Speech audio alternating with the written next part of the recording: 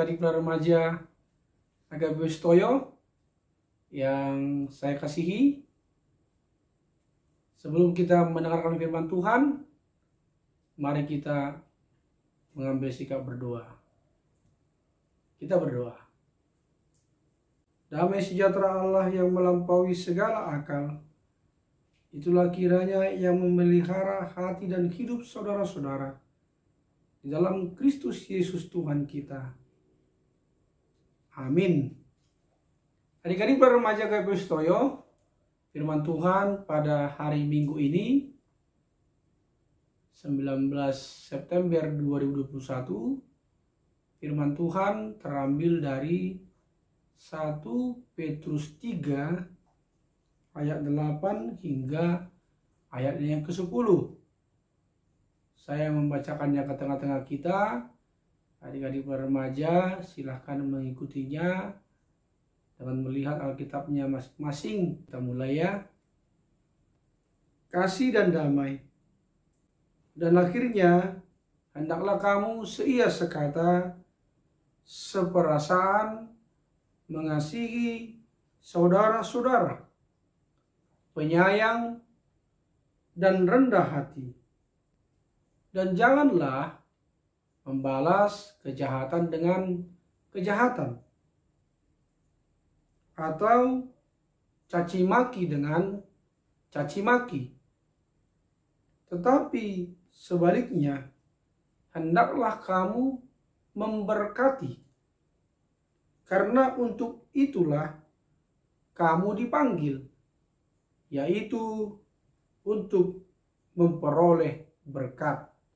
Sebab siapa yang mau mencintai hidup dan melihat hari-hari baik, ia harus menjaga lidahnya terhadap yang jahat dan bibirnya terhadap ucapan yang menipu.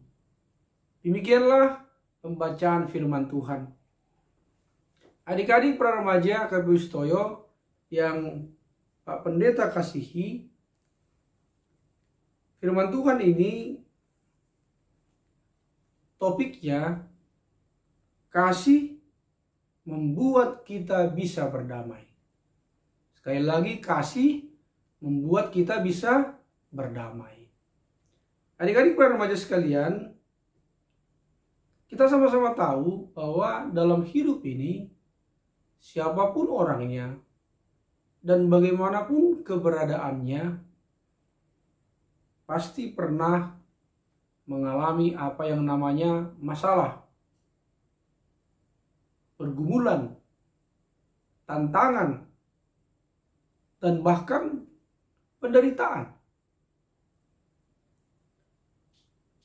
Besar kecilnya, berat ringannya, bisa berbeda-beda yang dialami setiap orang. Tantangan, pergumulan, dan sukacita bisa saja silih berganti dialami oleh setiap orang. Terkadang kita bahagia dan terkadang kita juga bisa sedih, bukan? Tidak selamanya orang bahagia dan tidak selamanya juga orang bersedih. Pergumulan dan penderitaan biasanya dari dalam diri kita dan juga dari luar diri kita, atau yang disebut juga bisa dari faktor intern dan ekstern. Dari dalam diri kita, maksudnya adalah bisa dari diri kita sendiri, dari orang-orang yang dekat dengan kita, dari keluarga kita, dan juga dari saudara-saudara kita. Sedangkan dari luar diri kita bisa saja dari orang yang tidak kita kenal, dari orang yang tidak suka dengan kita, dan juga dari orang-orang yang memusuhi kita. Di dalam firman Tuhan ini, tantangan, penderitaan, bahkan penganiayaan datang dari orang-orang Romawi. Orang-orang yang tidak suka dengan pengikut Kristus. Karena itu, yang pertama, lewat firman Tuhan ini, Petrus mengingatkan orang-orang percaya, yakni orang-orang Kristen, harus saling memperlakukan sesama teman Kristen dengan baik. Meskipun orang-orang Kristen itu sedang menghadapi tekanan, menghadapi penderitaan, dikatakan lewat firman yang kita baca tadi, mereka harus seia sekata. Mereka harus seperasaan, saling mengasihi, penyayang dan rendah hati. Dan kalau mencintai hidup dan mau melihat hari-hari baik, firman Tuhan tadi mengatakan harus dijaga lidahnya dari yang jahat dan dari ucapan-ucapan yang menipu. Yang kedua, Petrus mengingatkan sikap orang Kristen terhadap mereka yang berbuat jahat, supaya jangan membalaskan kejahatan dengan kejahatan, supaya jangan membalaskan caci maki dengan caci maki. Melainkan dikatakan di sini orang Kristen itu supaya memberkati. Bagaimana mereka memberkati? Di tengah-tengah penderitaan itu, caranya adalah tetap berbuat baik kepada orang yang berbuat jahat itu. Tetap mendoakan dan tetap mengampuni. Adik-adik para remaja yang saya kasihi, firman ini mengingatkan kita tentang beberapa hal. Yang pertama adalah supaya kita berhati-hati dengan ucapan kita. Masih ingat? Sewaktu sekolah minggu ada lagu apa? Hati-hati gunakan mulutmu. Jadi kita sejak awal, sejak kecil sudah diingatkan. Supaya hati-hati menggunakan mulut kita. Karena sering masalah terjadi, bahkan permusuhan itu diakibatkan oleh apa? Oleh omongan, oleh perkataan. Bisa karena asal ngomong. Bisa karena tidak hati-hati dengan omongan yang dikeluarkan atau yang diucapkan. Bisa karena tidak dipikirkan dulu apa yang mau diucapkannya. Apakah yang kuucapkan ini akan menyakiti hati orang lain? Atau sebaliknya, kata yang kuucapkan ini akan membuat orang bahagia atau orang merasa terberkati. Karena itu kita harus bisa menjaga hati kita. Kita harus bisa menguasai mulut kita. Kita harus bisa bersabar. Kita harus bisa tenang. Tidak mudah marah. Dan emosi kita harus terkontrol. Agar kata-kata yang kita keluarkan itu dapat diterima oleh orang lain. Kata-kata itu menyejukkan. Dan kata-kata yang kita keluarkan itu meneduhkan hati orang yang mendengarkannya.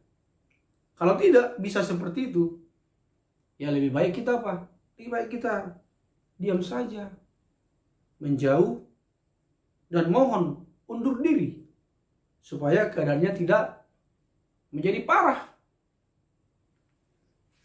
Hal kedua yang dimintakan di sini adalah agar kita menuruti firman Tuhan, mempraktekkan kasih yang tulus, tidak mendendam, ada pengampunan, dan mau berdamai.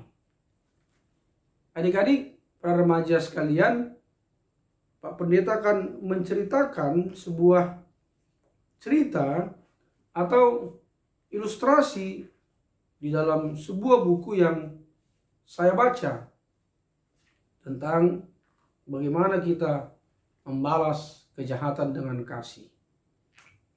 Adik-adik sekolah minggu, dahulu pada zaman perang kemerdekaan Amerika, ada seorang penjahat yang mau menghabisi nyawa seorang yang bernama Merlan. Dan sebelum maksudnya tercapai, ia keburu ditangkap dan diadili. Vonis yang dijatuhkan adalah hukuman mati dalam cerita yang saya baca itu.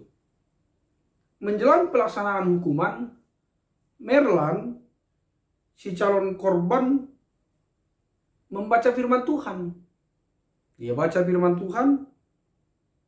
Dalam bacaannya itu, firman Tuhan menghendaki ia untuk mengasihi musuhnya dan tidak membalas kejahatan dengan kejahatan, tetapi membalas kejahatan dengan kasih. Dia cukup lama bergumul. Setelah cukup lama bergumul, akhirnya ia mendengarkan kata firman Tuhan itu. Sebab itu, dari tempat yang cukup jauh, ia datang untuk bertemu dengan Presiden Amerika pada saat itu, Presiden Washington. Setelah bertemu, ia memohon agar presiden itu memberi gerasi bagi si terhukum itu. Adik-adik para remaja, presiden menilai perbuatan si terhukum tidak bisa dimaafkan.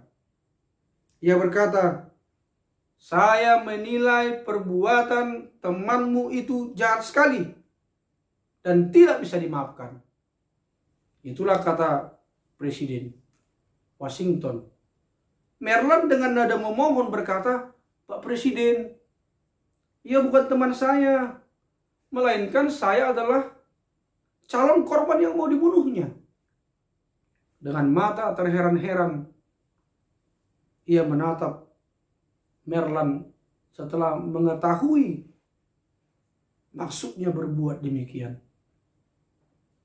Presiden berkata, "Untuk menyelamatkan musuhmu, engkau datang dari jauh. Maka berdasarkan kasihmu ini, aku memberi pengampunan." Adik-adik para remaja, setelah mendapatkan surat gerasi dari presiden, ia datang ke penjara. Penjahat ini mengira kedatangan si Merlan itu untuk menyaksikan kematiannya. Dengan muka garang, ia menatap dan memaki dengan kata-kata yang kasar dan kotor. Dengan sabar dan penuh kasih, Merlan mengungkapkan apa maksud kedatangannya. Tak kala penjahat ini mengetahui maksud kedatangan Merlan untuk membebaskannya, Merlan pun merasa malu dan dia sadar akan perbuatannya yang tidak terpuji itu. Dengan cucuran air mata, ia berlutut di hadapan Merlan, memohon maaf atas perbuatannya. Adik-adik para remaja, sungguh menakjubkan. Penjahat ini kemudian berubah 180 derajat. Ia meninggalkan kehidupan jahatnya secara total dan dia berubah menjadi orang yang baik.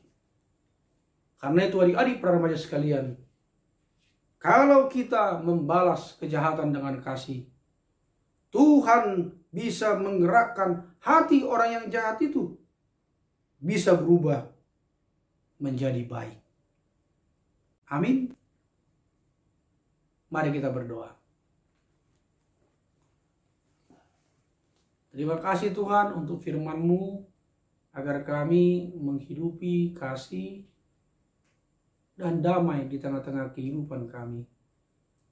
Karena kami tahu Tuhan, hanya kasih yang tulus, hidup yang mau mengampuni dan tidak mendendam dan mau berdamai, maka kami bisa menghidupi firman Tuhan, agar kami mau mengasihi, bahkan mengasihi orang yang berbuat jahat kepada kami.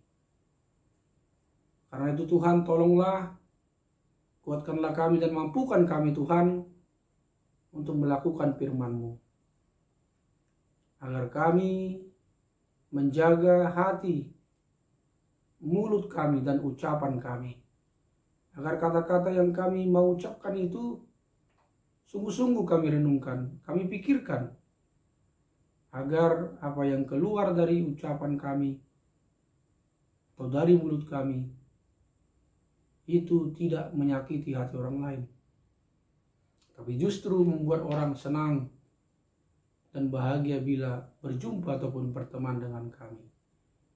Terima kasih Tuhan, kasihanilah kami dan tolonglah kami, supaya kami Tuhan kuatkan, Tuhan berikan hikmat agar kami mengerti dan dapat melakukan firman-Mu dengan baik. Karena itu berguna bagi kami dan bagi masa depan kami. Ya Tuhan Allah, berkatilah adik-adik para remaja, berkati juga guru-guru para remaja, saudara-saudara mereka juga, orang tua, keluarga. Kiranya Engkau yang menjaga dan memelihara kehidupan mereka, memberikan kekuatan, kesehatan. Apabila ada yang sakit, sembuhkan Tuhan. Apabila ada yang lemah, kuatkan. Yang sedih, hiburkan. Apabila ada yang merindukan sesuatu, apapun itu Tuhan, agar mereka, Tuhan jawab kerinduan hatinya dengan berkat dan kemurahan hati Tuhan. Terima kasih Tuhan. Kami serahkan hidup kami sepanjang hari ini ke dalam tangan pengasihan-Mu. Dalam nama Yesus Kristus, kami telah berdoa dan mengucap syukur. Amin.